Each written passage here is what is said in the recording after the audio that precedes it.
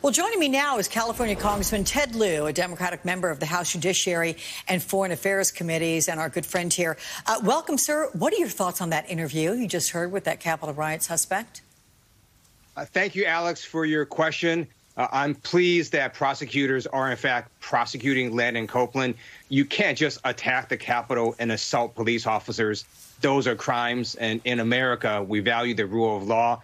Doesn't matter what your political views are. There are ways to express them. Attacking the Capitol, inciting or being part of insurrection is not one of the ways that you express your political view. Okay, amen to that. Well, let's talk about Speaker Pelosi, who, as you know, has laid out multiple paths forward after Republicans blocked the creation of the independent commission to investigate the riot. The options include another Senate vote, a House Select Committee, or keeping the existing committee probes intact. What do you think is the best path forward? What we know is that Republicans cannot stop the full truth from coming out. We are going to investigate what happened on January 6th, what led up to it, and its consequences. It will either be a select committee or a standing committee or some sort of combination. That will be for Speaker Pelosi to decide. But the full truth will come out for the American people.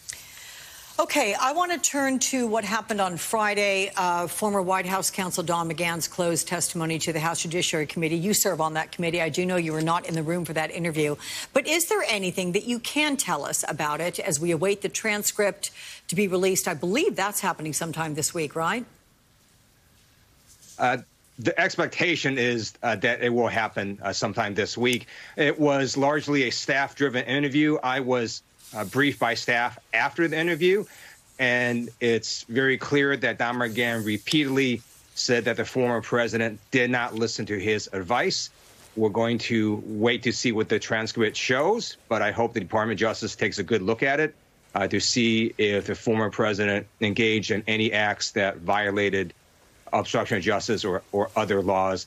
Based on the Mueller report, it's pretty clear to me that former president committed obstruction of justice. Look, I know you on the Judiciary Committee, you wanted to get testimony from him before. You weren't able to do so. How important is it? You weren't able to do so, I should add, because Donald Trump said, no, he can't. He blocked it and thought of a myriad number of reasons for why he wouldn't be allowed to testify. That said, he did so now. How important is that? We can't have an oversight system if someone is given a congressional subpoena and then appears over 2 years later. That makes a lot of congressional subpoenas meaningless. That's why I've introduced legislation to let the House execute our inherent contempt power, which means we can impose monetary fines on individuals who ignore congressional subpoenas. All that legislation requires is a House vote. It doesn't even require Senate concurrence. And I hope we're able to do that so we can enforce our subpoenas in a timely manner. So what I'm sensing from you is annoyance and actually wondering what you'll be able to even do with his testimony now, these 2 years later. What do you think can happen? What can Congress do with it? So Congress probably can't do all that much with it. The Department of Justice can. And so we'll see when they review the transcript what they decide to do, if anything. But again, in America, we value the rule of law. Anyone who violates the law, including the former president, needs to be held to account. I want to talk about your colleague, Matt Gaetz, who was one of the Republicans in that Judiciary Committee hearing with John Mcgann. And you well know this week, law enforcement source has confirmed to NBC News as well that federal prosecutors are investigating whether the Florida congressman obstructed justice during a phone call with a witness in a potential sex crimes investigation. Now, Gaetz was asked about those new reports outside that hearing room on Friday. Let's listen to what he said. Have you or your lawyers heard from investigators in Florida? Well, I think that there's a lot going on in Florida. My focus is on what's going on here in Washington. Are you concerned you'll be indicted? No. There you go. Great. Thanks, everybody. So when you see the latest news and you see Matt Gaetz taking part in the Judiciary Committee's hearing with Mcgann, how does that square with you and your Democratic colleagues? Is it a conflict to have someone sitting on a committee that oversees the department that is investigating them? Alex, you're absolutely right. GOP leader Kevin McCarthy needs to stop embracing Matt Gaetz and remove him immediately from the House Judiciary Committee. This week, we're going to hear from FBI Director Christopher Wray.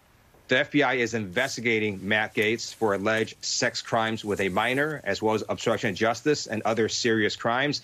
There is no way Representative Matt Gaetz should be able to be asking questions of the FBI director who's investigating him for all of these crimes. He needs to either resign from the committee or be removed by GOP leader Kevin McCarthy. Yeah. Okay, let's turn now to that new reporting from the New York Times, and it shows that in Donald Trump's final weeks in office, his chief of staff, Mark Meadows, repeatedly pushed the Justice Department to investigate the unfounded conspiracy theories about the 2020 election. Reporting is coming from emails that were provided to Congress. So what does the urgency of these efforts at that time tell you about the waning days of Trump's presidency, that he used the power of the Oval Office to just swing wildly at anything to stay in office? The former president and his enablers were trying to lie, cheat, and steal their way to a victory. That's not how our democracy works. During the impeachment trial, we presented evidence that then Attorney General Bill Barr, one of Donald Trump's strongest supporters, went up to Donald Trump's face and said that his election conspiracy theories were, quote, bullshit, unquote. And this new New York Times article shows how fantastical these theories were. They were looking into whether folks in Italy were using some sort of magic satellite technology to alter voting machines here in the U.S. There's no evidence of that. And you see that they're simply grasping for straws. Donald Trump lost because the overwhelming majority of American people rejected him and his core beliefs. You know, President Trump keeping up the big lie during his speech at the North Carolina GOP convention yesterday. At what point does it stop? Does this also give license to any official who doesn't like the outcome of an election to just say, yeah, it's fraudulent? Former president is doing great damage to our democracy. I don't expect him to change because he is, in my opinion, delusional. He thinks he's going to be president again this August. That is simply not going to happen.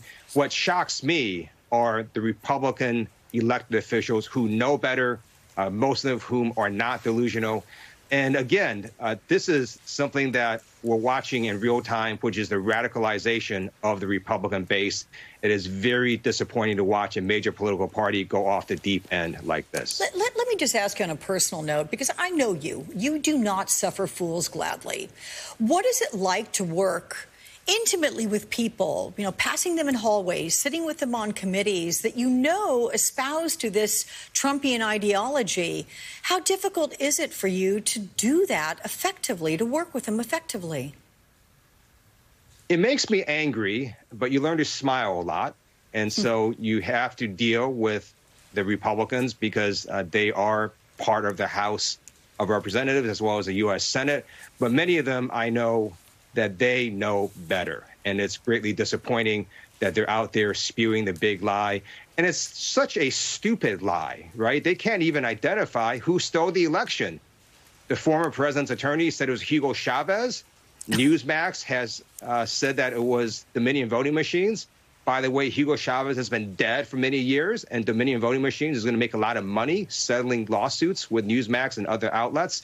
And now we hear that they thought it was folks in Italy using magic satellite technology. This is just a ridiculous lie, and I'm very disappointed Republicans keep promoting it. Well, I'm very glad you spoke your mind so clearly there, and substantially, I might add. Thank you so much, Representative Ted Lieu. Always good to see you.